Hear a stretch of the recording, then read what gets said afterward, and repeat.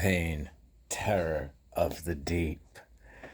Now, for a long time, I have been under the belief that the numbers of people who actually went through like abuse and neglect as a child are insanely higher than ever get reported, like outrageously.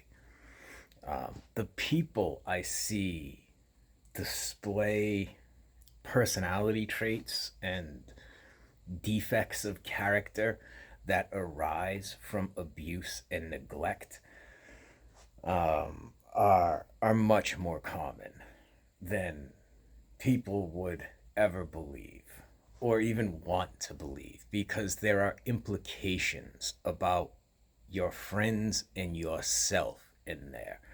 And I think that's honestly what's so disturbing about it.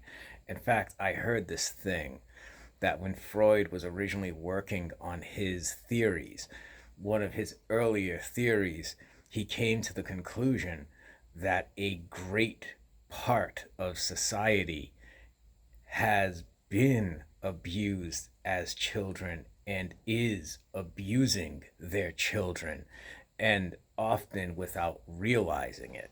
Now, he abandoned this theory. It is unknown why. Some believe that the implications were just too grave, and he could not deal with what that said about himself. Now, I think there's a lot of things. Like, I think obesity is primarily caused by child abuse. I everything I see tells me that. It is a way of making yourself unattractive. Like, that's sure, there are people with medical conditions and stuff, but in general, when I see obesity, I see abuse. It is often unrecognized abuse because the person is keeping it inside very, very tightly. And that is manifesting in their personality as overeating. You know, that is an uncomfortable reality. And even I don't like saying it because it has such broad implications. I am certain it is correct. And just no one will say it. And that's what's so fucked up, is there are people so much more competent than me in the areas of the human mind, but they just won't say what is obvious. Like, the data is even there. You can look at it and be like, wow, this is primarily caused by like abuse and neglect as a child. Now, the way one defines abuse and neglect do matter. I do think today that those terms are overly broad, and but I do think there are things they should often include and do not. But like, where would I put something in the scale of abuse and neglect? I have a friend who, whenever his daughter says she wants ice cream or candy, he'll say something like, "You're gonna be a little piggy," or something like that. Uh, and I know how prevalent that is in like women's humiliation fantasies. And whenever I hear one of my friends say something to their kids that is prevalent in adults' humiliation fantasies, I will always take them aside. Like, dude, you need to take that back and you need to stop doing that. Like, whenever people who love you hurt you, it is extremely difficult for that kid's brain to process. And when they are being publicly humiliated by like the primary caregiver in their life, the person who loves them the most and is most important to them, it really has a good effect on the person. And in the cases I am thinking of, like, I know what those people's lives were like as kids, and I know where it comes from in their parents. Now, I don't know their parents, so I don't know where it comes from in them, but I can imagine. Like these cycles go on in families almost like endlessly, and it's strange. It goes with another theory that I have, that people really only do the things they were conditioned to do in youth, meaning the things they absorbed almost passively of spending time with their parents and caretakers, as to what their parents and caretakers were doing when they were spending time with them. In my case, I didn't spend time with either of my parents, and I think this manifested on me as in doing nothing. Like I had no idea of what to do, and everything I have made in my life is a creation from me. It all stems solely from like my creation.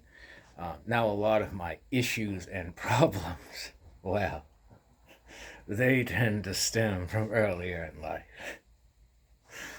But certainly, you know, with relationships and the way I have a very laissez faire attitude towards sexuality, and it was pointed out to me, like, as open as you are with sexuality, you would never like cuddle with any of these people. You would never be close with them. Like, you would never hug or seek any kind of intimacy from them. Like, no, that would be disgusting. Like, so what I value there would be much more in cuddling and hugging and intimacy like that than I suppose I feel more towards that the way most people do towards sex. Like, they see it as a deeply personal and intimate act, but a lot of people tie a lot of like humiliation stuff with it that I don't.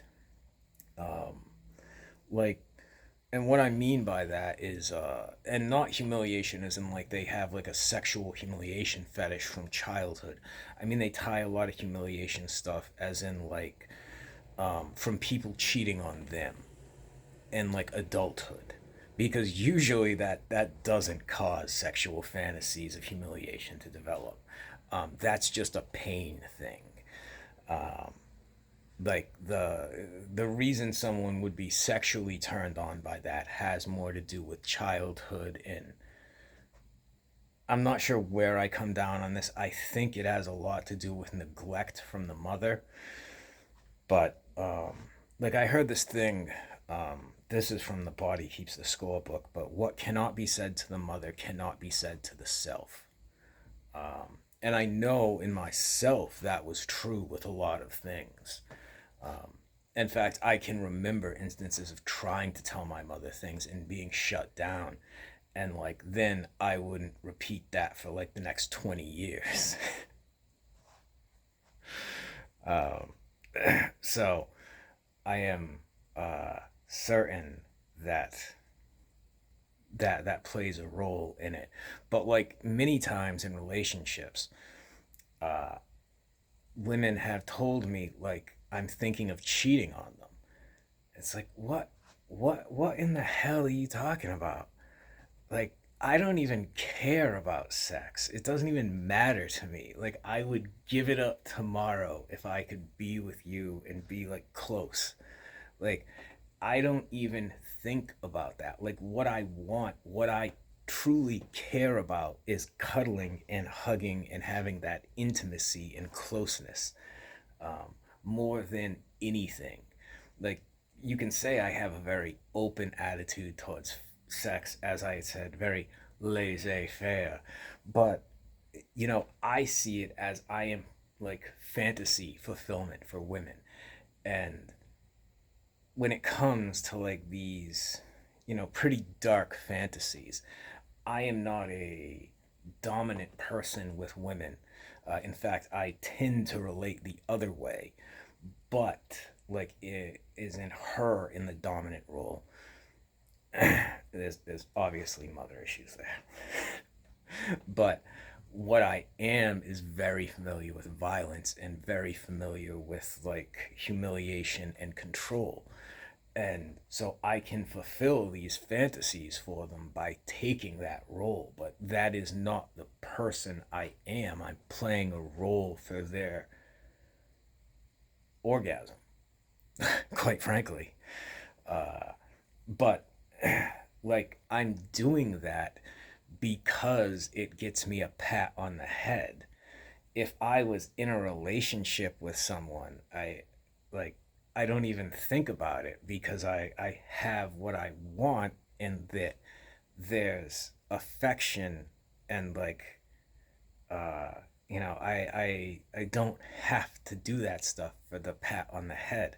Like that is what's very important to me. you know it's but the women I've dated have been cheated on. Like the vast majority of people I've come to find out have been cheated on by someone in their lives.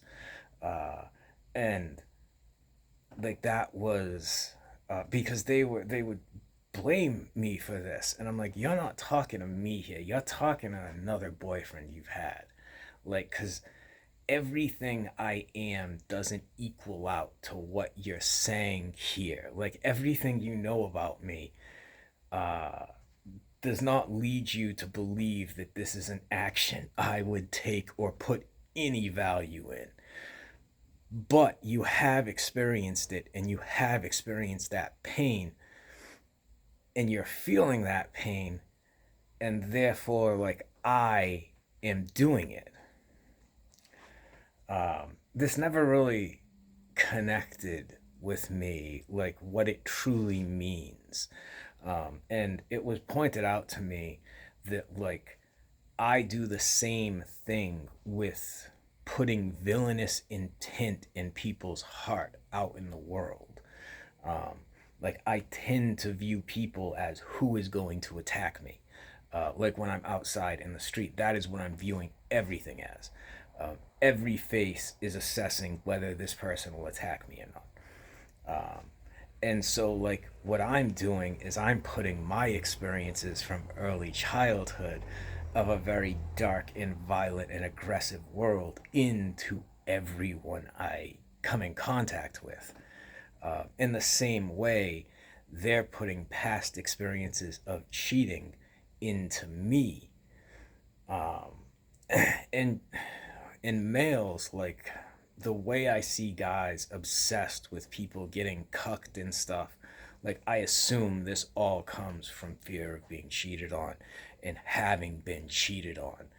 And it, it I don't know where else it could, like, being unable to satisfy a girlfriend sexually,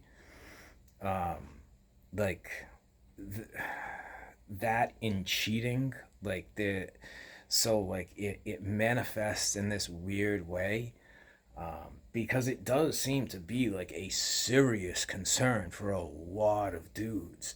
And I really didn't ever realize how much until I started listening and was like, wow, this is like a serious thing. And then it was further pointed out to me, and I had never even realized this. Like, well, what about all the women that have sex with you in your like S&M world? Like, a lot of them are in relationships, and like they're cheating with you. And I'm like, I've never thought about that. Like, I've never, it wouldn't even enter my mind like that these people are in relationships and that they are doing something that could be considered like cheating. It was not even my business, like whether they're in a relationship or not. But a lot of them you can tell. But like that was surprising to me because I would not see myself as someone who encourages cheating. That would be like something I would see as low because it's not what the good guy would do. It's what an anti-hero might do, but I can't see myself as an anti-hero. I don't care if my morality doesn't match with society in general. I have to be able to see myself as the good guy. And like, that's not a thing a good guy would do. I was like, ooh, this is quite a moral conundrum. But I have noticed there's like a tremendous fear of being cheated on. And like, that doesn't exist within me. Like, I never even enforced like monogamy in my relationships, like, because it was so unimportant to me. Um, I could have cared less as long as things are safe and the person isn't doing like dangerous stuff. I never had kids. I was never trying to have kids. It's only something I've even started thinking about in like the past couple of years. But so like, there was no one's lives being destabilized by my hedonism. It it was just, you know, a kick. Quite frankly, fuck who you want. If somebody turns you on and you want to fuck them, go, like, whatever. It's not a big deal. You know how many women I've fucked? Like, doesn't mean shit. But oh, like, the vast majority of society doesn't view it like that. And like I have said, I ultimately think like the women would take that as me not caring about them because I wasn't trying to be like possessive of them. And I think that hurt them in ways that I didn't take account for. Like, to me, it was showing a tremendous degree of faith in them because I'm saying you can do whatever you want. Do as thou wilt, but do so with love. And to me, it's showing a tremendous amount of respect for them. But that is not the way it is interpreted. And frequently, that lack of a possessive quality makes them feel unloved and like I don't care. Is to where, in my view, it was the exact opposite. Like, I care about you so much, I will be okay with whatever you choose to do, provided it's like safe and stuff. So it's interesting, like, my damaged view versus, the healthy mindset where it is so insecure. I, I I've never been able to figure it out. And I so often see people in unhappy relationships and like where both parties are miserable. And like, sometimes I've even thought to myself, like, if you are in a relationship where you consistently leave your wife or girlfriend unhappy, there is a percentile chance I have had sex with her. Like, that's bad, man. Like, I've never thought about it that way. I've never thought about any of my sexual liaisons as cheating. Never entered my mind. And now that it's been pointed out to me, like, this is certainly unfortunate. It certainly seems like it has to change. Pain, the terror of the deep. It is wild how much pain controls of the human mind and how often humans don't recognize it because they have lived with that pain their entire lives, and they no longer even recognize it as pain. They recognize it as part of themselves, but not something that ever hurt them, something they needed, something that helped them. This is a big thing with pain. And like, when people you care about hurt you, you come to see the thing that hurt you as a good thing. Now, does suffering make a better human being? It can certainly make people better, more understanding. But from my experience, it does not. It usually makes them like hate the same thing that hurt them, but they don't realize they don't realize that. They just blindly hate it. People often hate what they see in themselves in others.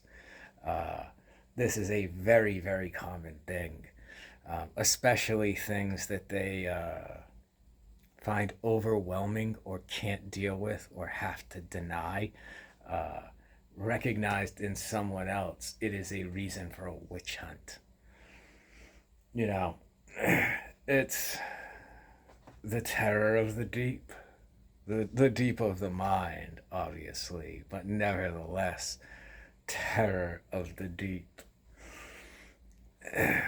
Like I said, it's wild how much pain controls humans' lives.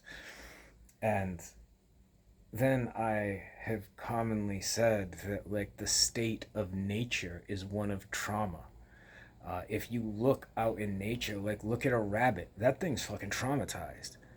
Like the way it snaps around, it's like hyper vigilant, hyper aware, always ready for attack. Like I used to say, like it reminds me of myself. One time when I moved with my friend, me and him had moved into this place, right? And I was standing at the front door of the apartment, and since the door could like open, I would stand off to the side in case someone opened the door, and I can hear him coming up the stairs, and I'm reading the calendar. And so he opens the door and walks past me, and he didn't see me, which really surprised me. So then I just stopped following right behind him, and like I followed behind him for like 7.5 minutes, and he never even noticed. And it blew my mind because like one time when I put my foot down, he had stopped moving and the floor creaked. And like in my mind, this would have caused me to snap around. Like there's no way I would have just let that go. That would have gotten like a violent reaction out of me, and he didn't even notice. I was blown away that someone could not like snap around to that. And I was like, dude, you are so fucked up. Because he's much more normal than I am. He certainly has some defects in his character from upbringing, but nothing like it's like I am. Uh, but I couldn't believe how casual he was about that. Like I couldn't believe it. He didn't even notice. Like creaks in the floor don't cause him to snap around. Uh, Things that I could not have missed, he didn't even care about. He didn't even register in his mind. Like the floor creaking doesn't register in most people's mind. Is to me, it's like a spider web. Like by where I hear floors creak, I know where people are. Uh, you know, it's that, but that's like hyper vigilance and like hyper awareness. Um, you use your environment to start detecting where people are at all times. And like vibration in the ground is one of the main ways I do that. It's why I don't like air conditioners, because they shake the room a very, very little bit, and that throws off all my ability to detect where people are through vibration. Anyway, this is getting into rambling territory, and you know, my basic point was I think people are, I think child abuse and neglect are much more common in the world than are ever recognized by the issues so many adults have. They have issues that seem to only come from child abuse and neglect, and yet the numbers of abuse and neglect in children do not reflect the amount of people that have the issues from abuse and neglect, and they themselves do not see it that way either. Like they do not see themselves as victims of abuse and neglect. And then, well, are they? And where does one draw the line of abuse and neglect as being, you know, uh,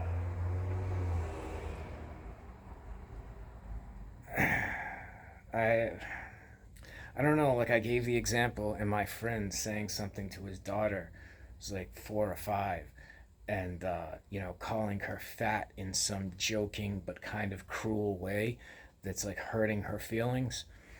Um, it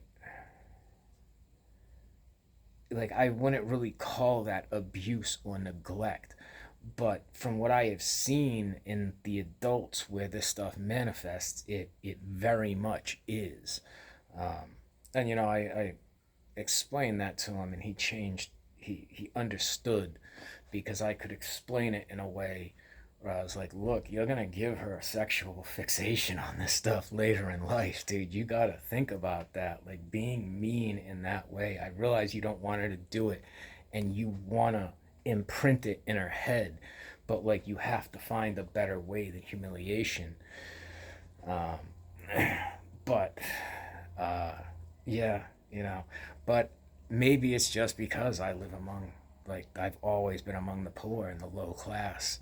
So, like, but even in the wealthy, I've seen the same stuff, um, the same abuse, the same neglect. Uh, I don't think that matters at all, you know. But yeah, I think the numbers are much higher. The obesity thing, I think it's almost undeniable that the vast majority of the reason of obesity is connected with like child sexual abuse, or the child feels they were sexually at risk and they are making themselves unattractive. Um, that's and I recognize that's not really the process taking place in their head necessarily. I don't think most people could explain it that way, but I think that's what's going on. Anyway, take it for what it's worth.